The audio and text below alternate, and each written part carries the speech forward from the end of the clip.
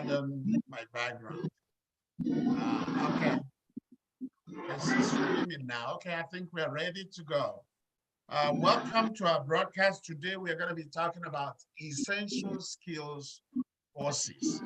If you are a professional, these are courses that we have isolated to enhance your profile and enhance your skills. Let me mute everybody now. That way, okay, good. We're all muted, no more noise. So the idea is to provide specialized skills for everybody who is either a leader or you are a helping hand of anywhere. So if you're a counselor, these are the skills that you need to be a good counselor, to be a consummate counselor. If you're a coach, you do need these skills. If you are a pastor, these are the skills that you need. Obviously, if you've gone through our courses, the team for courses, so you are going through them, I'm going to be introducing these 8 skill courses that we have isolated and developed to enhance your skills as a helping hand. That's what this is about. So a little bit of background. Back in 2019, the Lord spoke to us and asked us to begin to develop some skills. One of them that we started was grief and loss counseling. So these are skills that you really need. You don't get the knowledge and the skills by just being a general counselor, because the population that we are treating under this are usually difficult in the sense that what they need to make improvement in their life, what they need to what they are going through to be explained, for them to understand it, requires you to know what they are going through. So we developed grief and loss counseling. And then we went from there and developed depression and anxiety, and how to handle them, how to really counsel them and be effective. And then what did we add? We added single families and then blended families counseling. These are all specialized populations and cases that you need to have special skills. So I'm going to open them and run through them. It's just for us to know that these are the areas. We've since added a whole lot more. Every year we add some. The latest that we've added was suicide prevention and care. We also have a specialized skill for those who are going into counseling newly. It's called starting my own practice. So it's not enough to know what to do. There are rudiments that you need to know to set up your practice. That's what that course covers.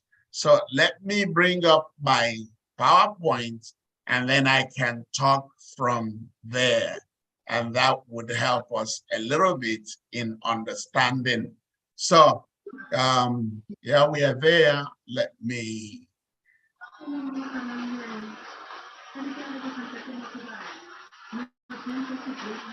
That it keeps muting themselves. Okay, that noisy silence. Let me go back to my slide from the beginning of it. Okay, we are there. We are there. So the nomenclature of what we call these things in TIFA is essential skills certifications. Now, they are one-day certification courses, usually 2 hours to 3 hours. We cover the meaning of it. We cover common problems that these populations experience, or if you're a counselor, what you should look out for. And then we provide some coping skills, meaning how to handle them. So what are those common skills? There are 8 of them that we've developed. One of them is suicide prevention and care. This is because of the growth, or rather the fact that a lot of people are going through suicide. We are experiencing it more than we used to. When I came to United States 30-something years ago, and I was told about suicide and how frequent it is in the US, I kind of told them that it's a white man's problem, that Black people don't have that problem. We don't want to die. That was what I was telling them. And my friends were laughing when I said that, but it was true. At that time, I had never seen or known anybody that committed suicide. So it wasn't a common thing from where I was coming from, but things have changed a lot since then. It's no longer a white man's problem. It's everybody's problem, because people are responding to stimuli. They are responding to stresses. They are responding to challenges. They are responding because that's what they are hearing other people do. They're hearing more through social media that people committed suicide. You can Google, if you Google how to commit suicide, you're gonna get help. You're gonna get a lot of material on what to do, whether you wanna do it painlessly or you wanna do it painfully. There are resources out there on Google. So a lot of people in that moment, they find ways to do it. So long story, a lot of people are thinking about suicide, attempting suicide, surviving suicide. All these people need help, whether they are having or nursing suicidal ideation, or they have attempted, or they know someone that just did it. Suicide is one of those things that, especially among the kids, among teenagers, if they hear that their friends did it, it's an idea that is in their head. They start thinking about it as a solution to their frustrations and their pain. So that's why we have introduced this course. That's very, very rich course. I did a 2-day course on suicide prevention and care. And it's out of that 2 days certification course that I developed this course. So we're gonna talk about it, why people go into it, what are the risk factors, what are the warning signs, what can you do to keep people safe. This course is one of the best of the essential courses that we offer, because of what it can do. And personally, because I see at least 10, 15 people a week who have either gone through suicide, thinking about suicide, or are suicide survivors. So, or they are dealing with depression and anxiety because someone they love has committed suicide. So I hear this all the time at work. So I talk about it from a practical perspective. The next one that we talk about is counseling domestic violence cases. Now, this is almost the same thing. These two go hand in hand.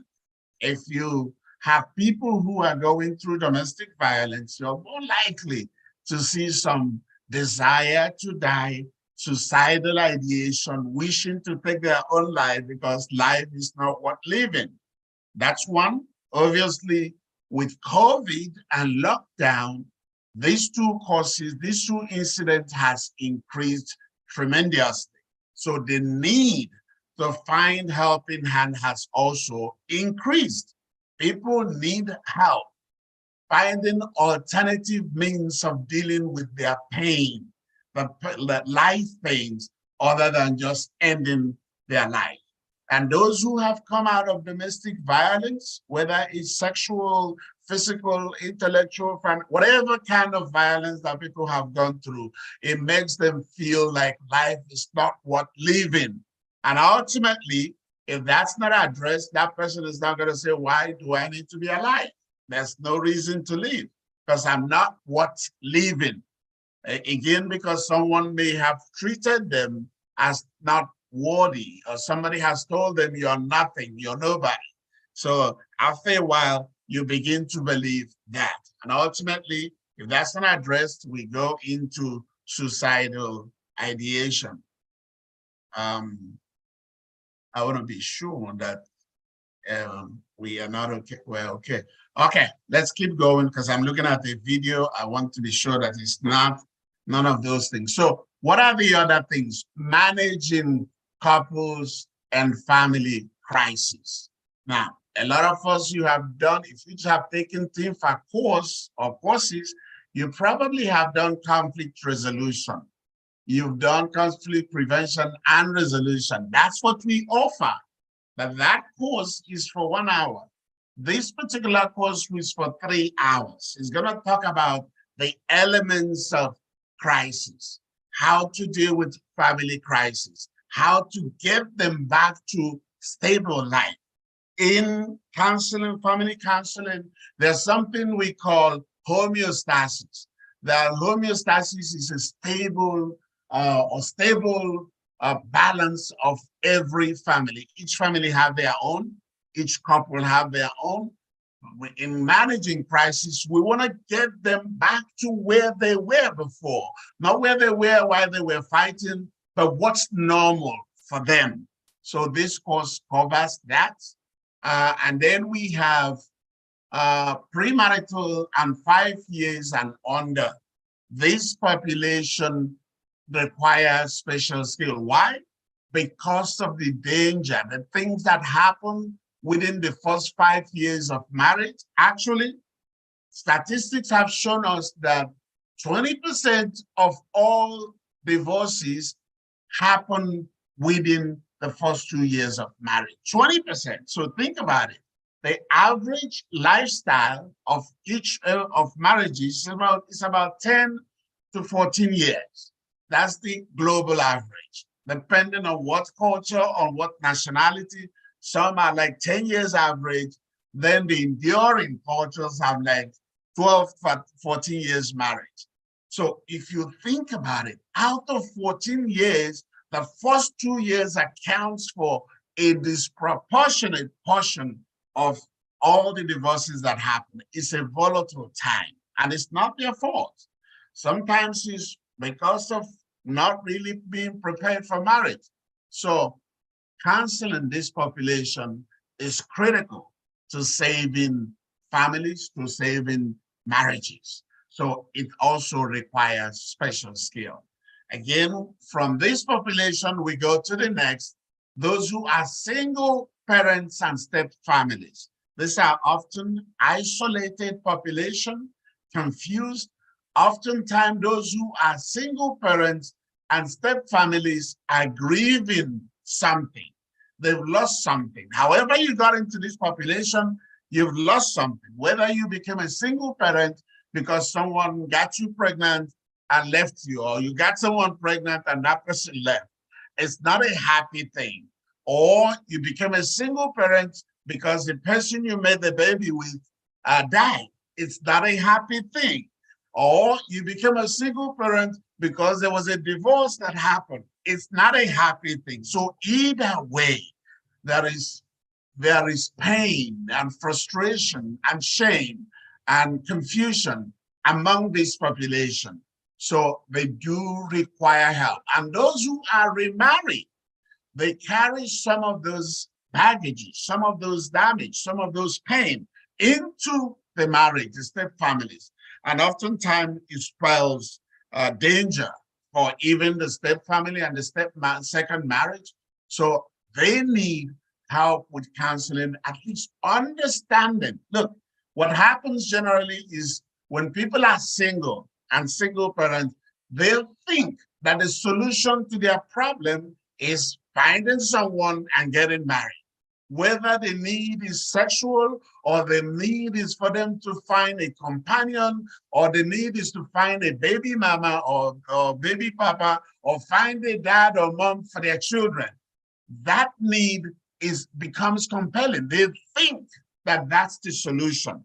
And because that's the driving force, people are not often aware of the other things that come with blending a family. And oftentimes, when they get into it, the person they thought was going to be a Messiah becomes a monster, because that person is grieving, that person is coming from a place of pain, that person is marrying you or you're marrying him because of need. Nobody's really considering everything. So this course allows you to help those who are single parents to be effective in being single parents and to prepare them for the next level, next step, which is step family. The other population that takes this course a lot are those who are single parents or single, and they are considering remarriage at some point. So this course will tell you, will teach, will explore when is the right time to remarry if you have children. When is the right time to bring children, to bring a man or a woman into your children's life? How do you do it safely? One of the causes of failures of second marriages, which is step families, are children. Children wreck a lot of step families and a lot of second marriage. They are the silent powerhouse when you remarry. So knowing how to navigate the children so that it's safe for them. Second marriages also causes a lot of harm to children, because now they've lost dad or mom and someone is coming in and they are thinking, okay, we only have mom or we only have dad, and this person is coming to take our mom or dad away from us, divert our mom and dad's attention. So there's that tug of war. So this course addresses it. We've talked about managing depression and anxiety. We've talked about grief. Grief is one special event that is difficult to handle. The way we handle grief is out of ignorance. Someone says there is no way to deal with grief other than to go through it.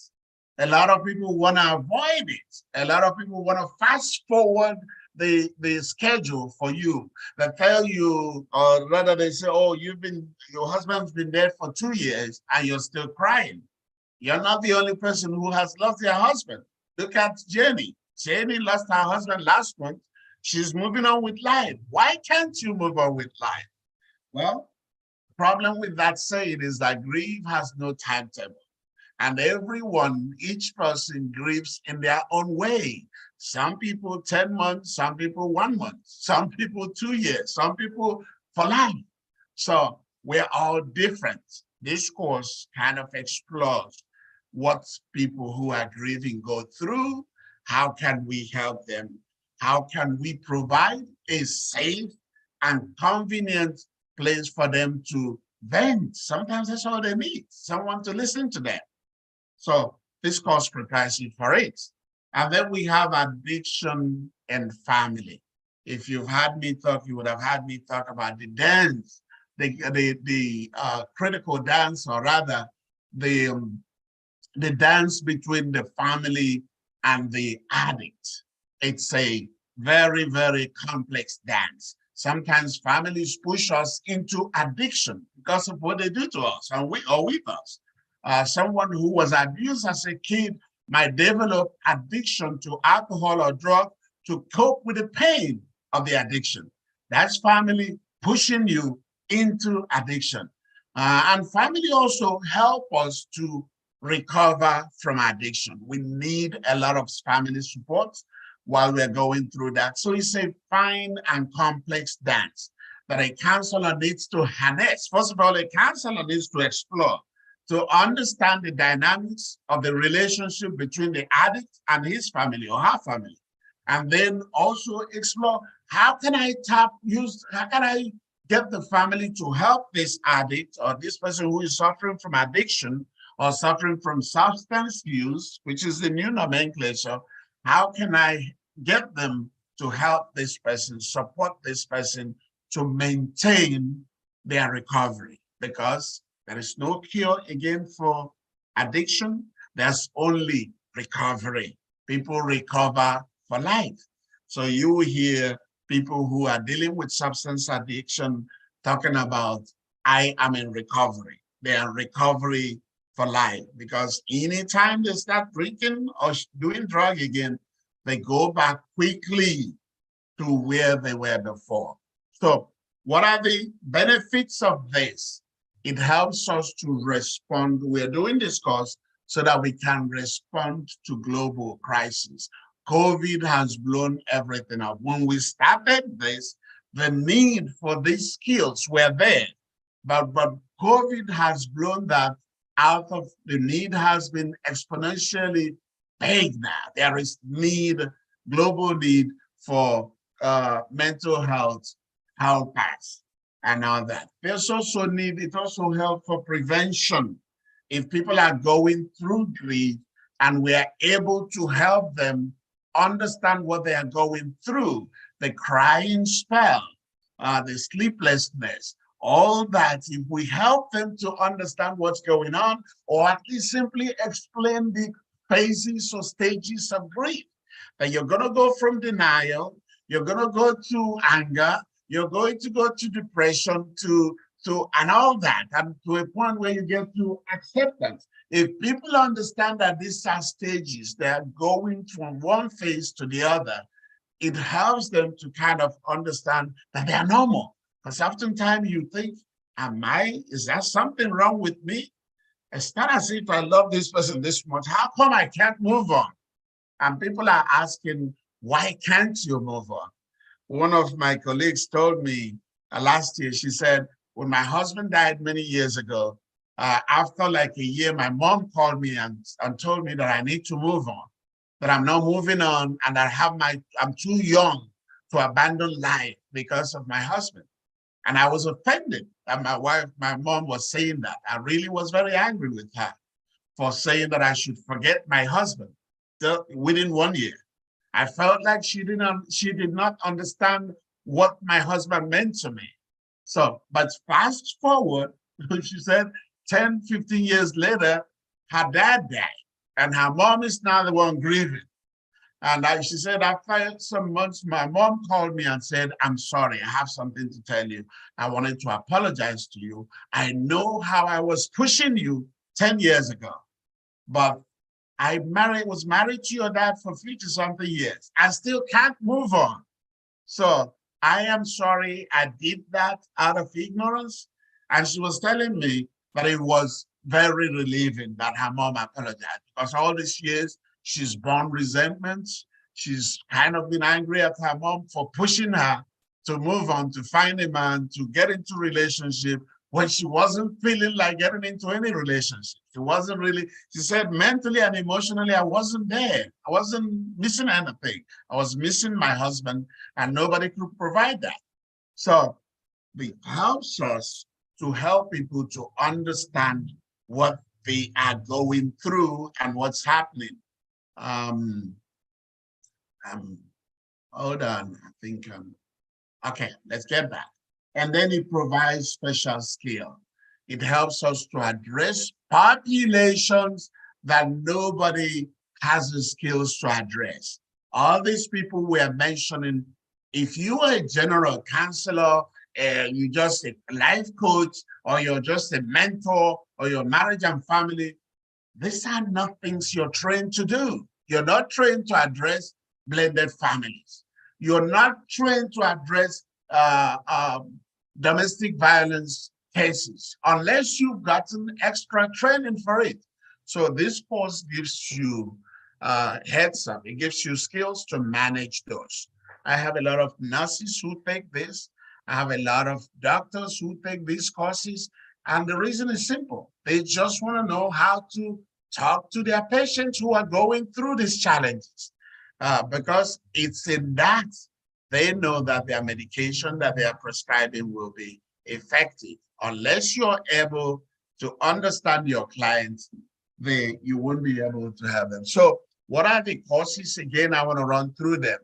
Grief and loss counseling, managing depression and anxiety, suicide prevention and care, managing couples and family crisis, addiction and family, premarital, and 5 years under, counseling single parents and blended families, and managing domestic violence or helping domestic violence patients. So these are the 8 courses that we have, that we are offering.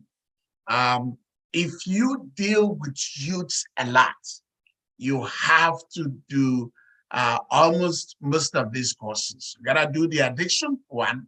You have to do depression and anxiety. You have to do suicide prevention and care. You have to know a little bit of domestic violence, because a lot of the kids you're dealing with are coming from that background. Mom and dad or mom was abused, or they may have been abused. And this affects how they see life or how they do life. So these 8 courses, I'm going to be exiting now, that we offer. How do we do that? We're going to have all these courses online. So that gives you a choice. You can do them on demand from January. I think 4 or 5 of them are already online. The other 2 we are going to add. So you can take them anytime before January, the ones that are available, but all of them will be available in January. So you can take them whenever you want. Or you can also take them as a bundle. In January, I think February or March, we offer the essential skills sale, which means we bundle them together. We bundle 3, you take 4, you pay for 3, you get 4. You pay for 3, you get 4. Meaning you pay for 6, you get 8. So we offer sales that time, and then you can take them online. We used to offer them live, but we've been able to have all our classes recorded except for 3, and those 3 we will have by January, so that you as a professional can just register for them and take them at your own pace. You may have like 30 days or 45 days to complete all the courses, and you get your certification. What else is good? You're going to get practice manuals, so that you can refer to and use. For instance, in grief and loss, you're going to get almost 200 pages of manual about grief and loss. Those are good worksheets, coping skills, interventions, intake and assessment. You're going to get all that. If you're dealing with addiction and family, you're going to get a coping skill and relapse prevention package that comes with it, so that after taking those courses, you're ready to roll. You're not looking, what do I do now? You already have materials that you can use for counseling. So that's an advantage that you have. So it gets you ready. So if you're interested, Chris is publishing, is posting his name there. Reach out to Chris and say, I am interested in essential skills. There's a link, WhatsApp link there that you can click, and it takes you to our holding group for those who are interested in essential skills courses. And then the staffs will chat with you and find out what you want, whether you're interested in the bundle or you just want to take a couple of them. Whatever your interest is, we will be able to address it. The other thing that joining that group does for you is, when we announce the bundling sales that we normally would have 2 or 3 times a year, you will get it. If you want to say, I don't want to pay full price, I want to wait when this comes on sale, that's going to happen 2 or 3 times a year if you're not in a hurry. So when we announce it, you're going to get the flyer. You're going to know that the sales for essential skills are on, and then you take advantage of that. So that's all we have. If you have any question, I'll be more than happy to answer your question now. I have about a brief time, maybe 5-10 minutes. As much questions as we get, I will take it. Anybody? Questions? Let me end. Good evening. Good evening, good evening. Give me a minute. Rachel here. Rachel, hold on a minute. Let me remove you from YouTube. You need to stop getting all your spy knowledge from Mission Impossible. But I was going to say, Coline. Okay, go ahead.